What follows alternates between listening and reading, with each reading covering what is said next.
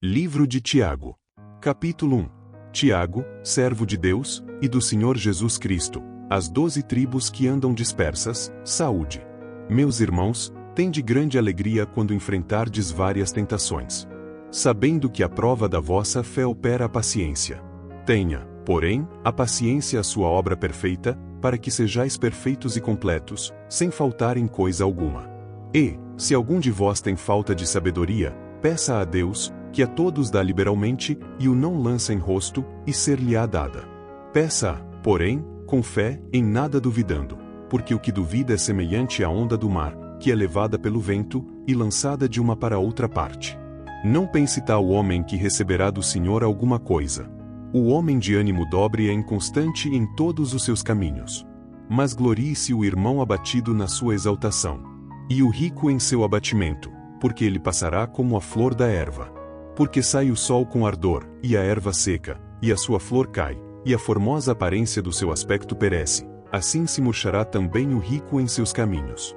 Bem-aventurado o homem que suporta a tentação, porque, quando for provado, receberá a coroa da vida, a qual o Senhor tem prometido aos que o amam.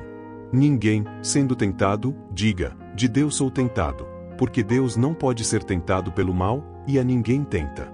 Mas cada um é tentado, quando atraído e engodado pela sua própria concupiscência. Depois, havendo a concupiscência concebido, dá à luz o pecado, e o pecado, sendo consumado, gera a morte. Não erreis, meus amados irmãos. Toda a boa dádiva e todo o dom perfeito vem do alto, descendo do Pai das luzes, em quem não há mudança nem sombra de variação. Segundo a sua vontade, ele nos gerou pela palavra da verdade, para que fossemos como primícias das suas criaturas. Portanto, meus amados irmãos, todo o homem seja pronto para ouvir, tardio para falar, tardio para se irar. Porque a ira do homem não opera a justiça de Deus. Por isso, rejeitando toda a imundícia e superfluidade de malícia, recebei com mansidão a palavra em vós enxertada, a qual pode salvar as vossas almas. E sede cumpridores da palavra, e não somente ouvintes, enganando-vos a vós mesmos.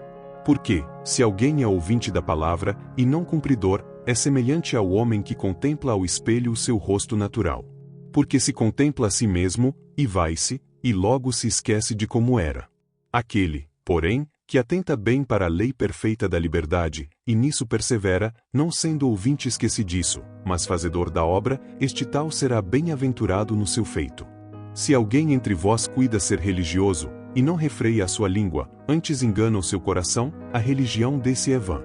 A religião pura e imaculada para com Deus e Pai, é esta: visitar os órfãos e as viúvas nas suas tribulações, e guardar-se incontaminado do mundo.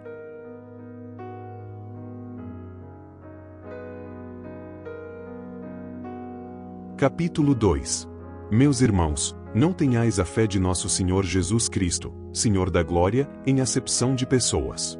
Porque, se no vosso ajuntamento entrar algum homem com anel de ouro no dedo, com trajes preciosos, e entrar também algum pobre com sórdido traje, e atentardes para o que traz o traje precioso, e lhe disserdes, assenta-te tu aqui num lugar de honra, e disserdes ao pobre, tu, fica aí em pé, ou assenta-te abaixo do meu estrado.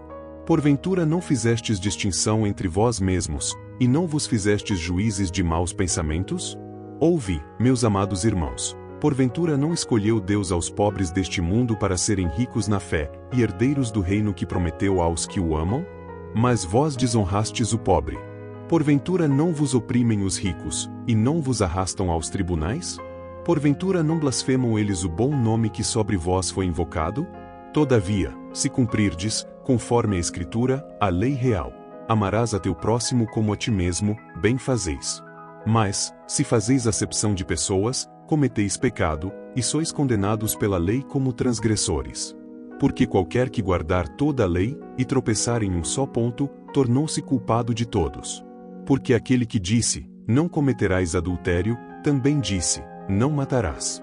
Se tu, pois, não cometeres adultério, mas matares, estás feito transgressor da lei. Assim falai, e assim procedei, como devendo ser julgados pela lei da liberdade. Porque o juízo será sem misericórdia sobre aquele que não fez misericórdia, e a misericórdia triunfa do juízo. Meus irmãos, que aproveita se alguém disser que tem fé, e não tiver as obras? Porventura a fé pode salvá-lo? E, se o irmão ou a irmã estiverem nus, e tiverem falta de mantimento cotidiano, e algum de vós lhes disser, ide em paz, aquentai-vos, e fartai-vos, e não lhes derdes as coisas necessárias para o corpo, que proveito virá daí? Assim também a fé, se não tiver as obras, é morta em si mesma. Mas dirá alguém, tu tens a fé, e eu tenho as obras. Mostra-me a tua fé sem as tuas obras, e eu te mostrarei a minha fé pelas minhas obras. Tu crês que há um só Deus, fazes bem. Também os demônios o creem, e estremecem. Mas, ó homem vão, queres tu saber que a fé sem as obras é morta? Porventura o nosso pai Abraão não foi justificado pelas obras, quando ofereceu sobre o altar o seu filho Isaque? Bem vês que a fé cooperou com as suas obras, e que pelas obras a fé foi aperfeiçoada. E cumpriu-se a Escritura, que diz, e creu Abraão em Deus, e foi-lhe isso imputado como justiça, e foi chamado o amigo de Deus. Vedes então que o homem é justificado pelas obras, e não somente pela fé. E de igual modo Raabe, a meretriz, não foi também justificada pelas obras, quando recolheu os emissários, e os despediu por outro caminho? Porque, assim como o corpo sem o espírito está morto, assim também a fé sem obras é morta.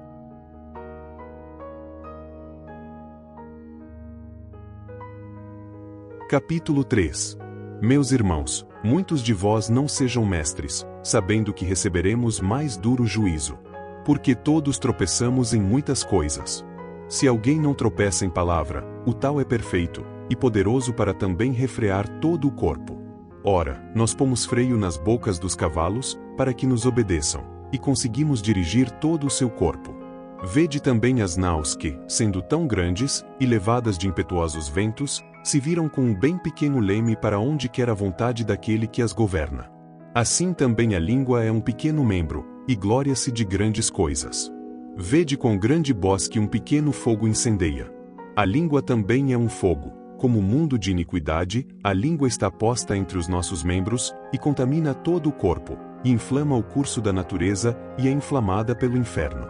Porque toda a natureza, tanto de bestas feras como de aves, tanto de répteis como de animais do mar, se amansa e foi domada pela natureza humana. Mas nenhum homem pode domar a língua. É um mal que não se pode refrear, está cheia de peçonha mortal. Com ela bendizemos a Deus e Pai, e com ela amaldiçoamos os homens, feitos à semelhança de Deus. De uma mesma boca procede bênção e maldição. Meus irmãos, não convém que isto se faça assim. Porventura deita alguma fonte de um mesmo manancial água doce e água amargosa? Meus irmãos, pode também a figueira produzir azeitonas, ou a videira figos? Assim tampouco pode uma fonte dar água salgada e doce. Quem dentre vós é sábio e entendido? Mostre pelo seu bom trato as suas obras em mansidão de sabedoria. Mas, se tendes amarga inveja, e sentimento contencioso em vosso coração, não vos glorieis, nem mintais contra a verdade. Essa não é a sabedoria que vem do alto, mas é terrena, animal e diabólica. Porque onde há inveja e espírito contencioso aí há perturbação e toda a obra perversa. Mas a sabedoria que do alto venha, primeiramente pura, depois pacífica, moderada, tratável, cheia de misericórdia e de bons frutos, sem parcialidade e sem hipocrisia. Ora, o fruto da justiça semeia-se na paz, para os que exercitam a paz.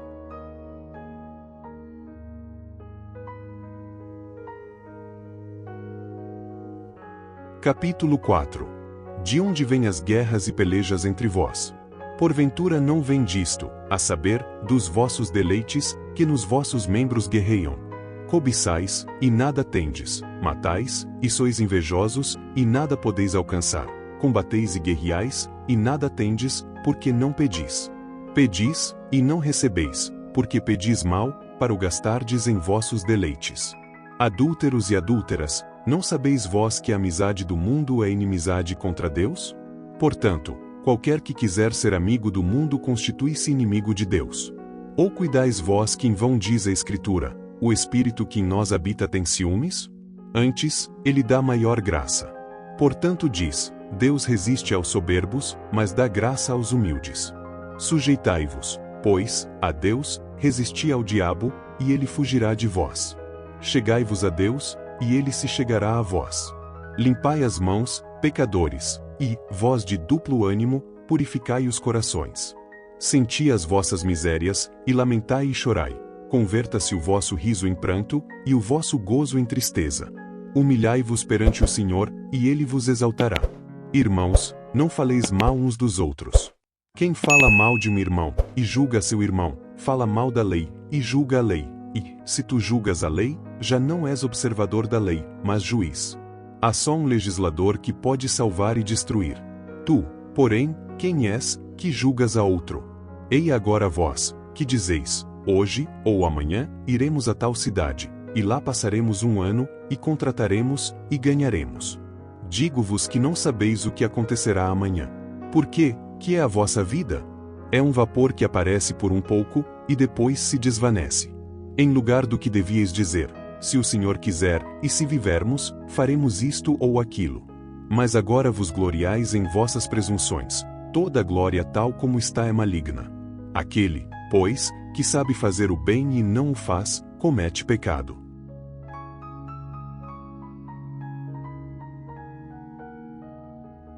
Capítulo 5. Eia, pois, agora vós, ricos, chorai e pranteai, por vossas misérias, que sobre vós hão de vir. As vossas riquezas estão apodrecidas, e as vossas vestes estão comidas de traça. O vosso ouro e a vossa prata se enferrujaram, e a sua ferrugem dará testemunho contra vós, e comerá como fogo a vossa carne. Entesourastes para os últimos dias. Eis que o salário dos trabalhadores que ceifaram as vossas terras, e que por vós foi diminuído, clama, e os clamores dos que ceifaram entraram nos ouvidos do Senhor dos Exércitos. Deliciosamente vivestes sobre a terra, e vos deleitastes, cevastes os vossos corações, como num dia de matança. Condenastes e matastes o justo, ele não vos resistiu. Sede, pois, irmãos, pacientes até a vinda do Senhor. Eis que o lavrador espera o precioso fruto da terra, aguardando com paciência, até que receba a chuva temporã e serodia. Sede vós também pacientes, fortalecei os vossos corações, porque já a vinda do Senhor está próxima. Irmãos, não vos queixeis uns contra os outros, para que não sejais condenados. Eis que o juiz está à porta. Meus irmãos, tomai por exemplo de aflição e paciência os profetas que falaram em nome do Senhor. Eis que temos por bem-aventurados os que sofreram. Ouvistes qual foi a paciência de Jó, e vistes o fim que o Senhor lhe deu, porque o Senhor é muito misericordioso e piedoso. Mas, sobretudo, meus irmãos, não jureis, nem pelo céu, nem pela terra, nem façais qualquer outro juramento, mas que a vossa palavra seja sim, sim, e não, não, para que não caiais em condenação. Está alguém entre vós aflito? Ore. Está alguém contente? Cante louvores. Está alguém entre vós doente? Chame os presbíteros da igreja, e orem sobre ele, ungindo-o com azeite em nome do Senhor. E a oração da fé salvará o doente, e o Senhor o levantará. E se houver cometido pecados, ser-lhe-ão perdoados. Confessai as vossas culpas uns aos outros, e orai uns pelos outros, para que sareis. A oração do justo pode muito em seus efeitos. Elias era homem sujeito às mesmas paixões que nós, orando, pediu que não chovesse, por 3 anos e 6 meses, não choveu sobre a terra. E orou outra vez, e o céu deu chuva, e a terra produziu o seu fruto. Irmãos, se algum dentre vós se tem desviado da verdade, e alguém o converter, saiba que aquele que converter um pecador do erro do seu caminho, salvará da morte uma alma, e cobrirá uma multidão de pecados.